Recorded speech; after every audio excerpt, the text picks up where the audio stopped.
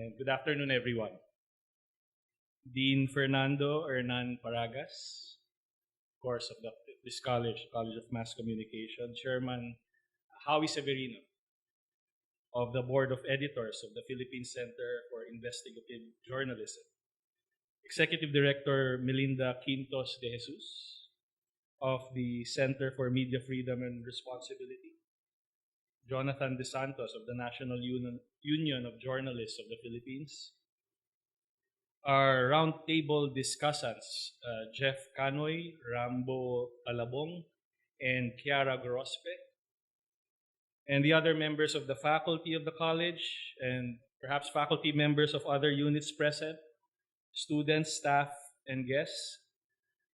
I believe I can speak for the entirety of UP Diliman in thanking all of you for organizing and making this event possible,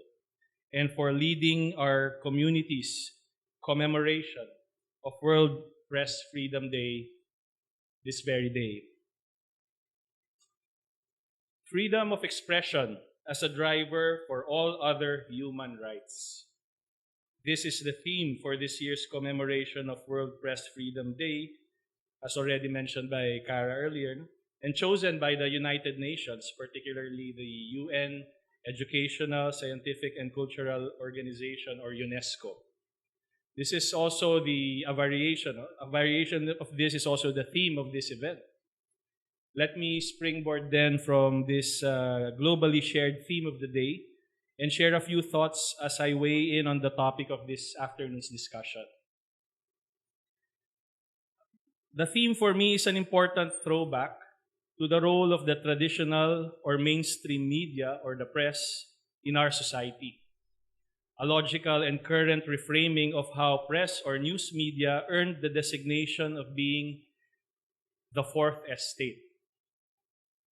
Dubbed as the fourth estate then, although I'm not sure if you still teach that here,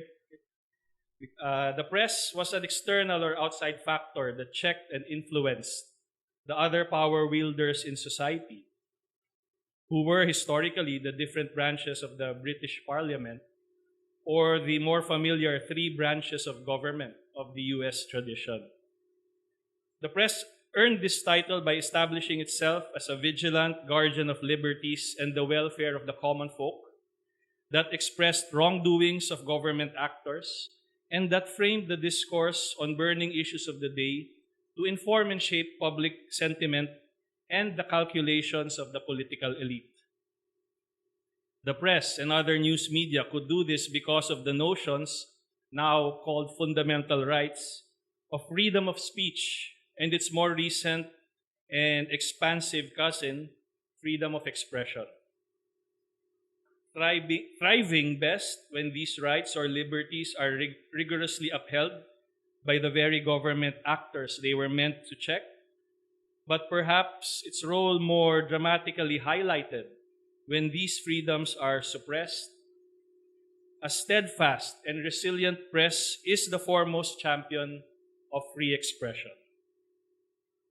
This important role of mass media has been repeatedly affirmed during the decades that have passed,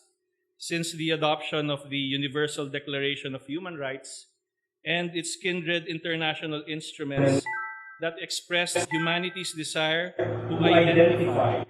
and rather protect common basic entitlements and liberties of individuals and communities. In the process of being the main purveyor of free expression during this period,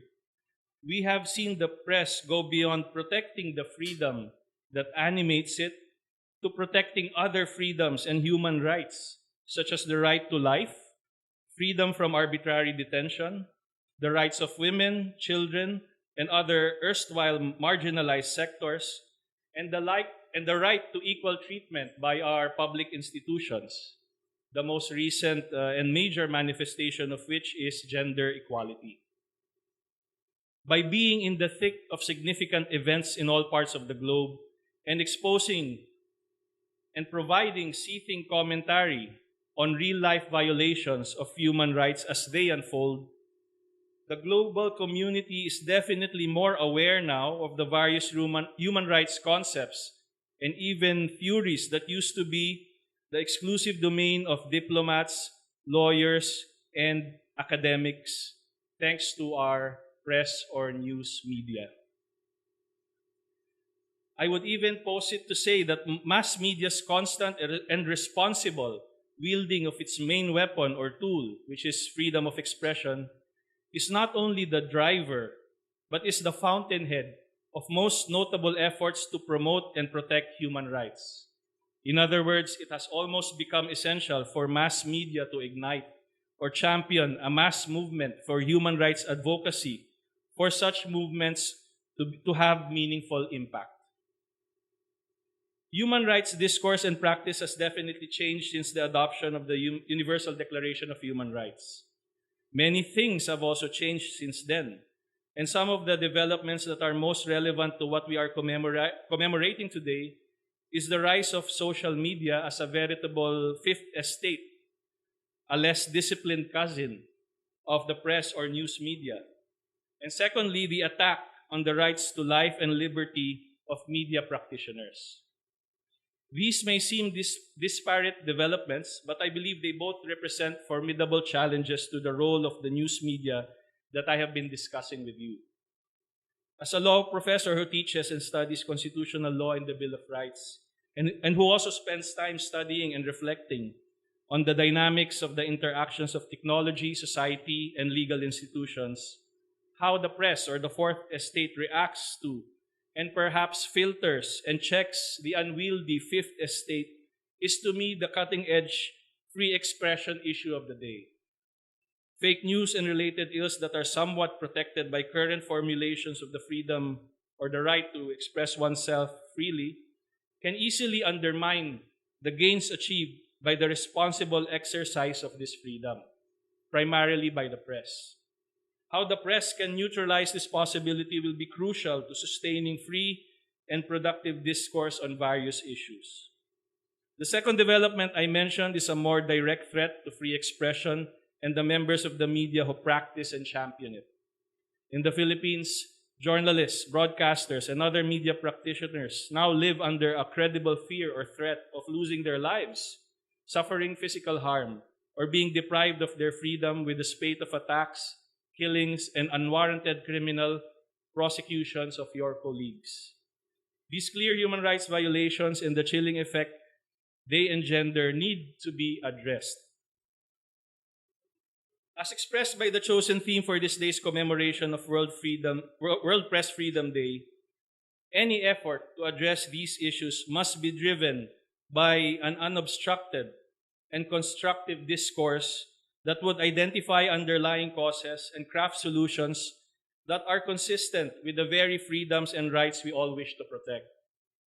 This afternoon's presentation and roundtable discussion is a timely intervention along these lines, and we congratulate and thank the College of Mass Communication and your partners, Freedom for Media, Freedom for All Network, for providing this venue and opportunity to carry on such a discussion. I would like to close my message on that note. Thank you very much, Dean Hernan and the College of Mass Communication and your partners for giving me this opportunity to share some of my thoughts on the theme of the day. And I wish you all the best as you carry on the rest of your activities to commemorate World Press Freedom Day. Muli, maraming salamat.